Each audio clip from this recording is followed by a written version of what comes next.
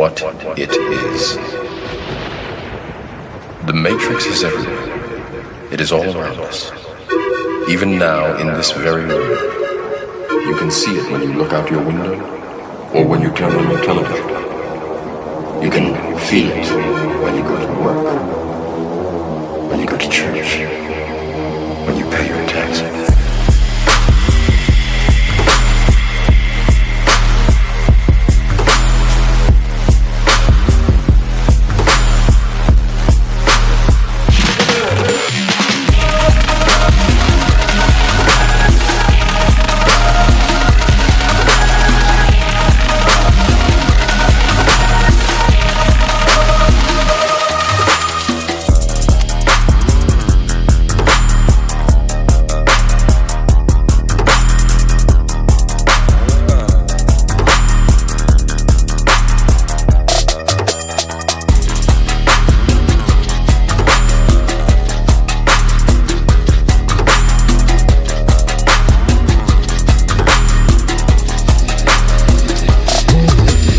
It is the world that has been pulled over your eyes to blind you from the truth.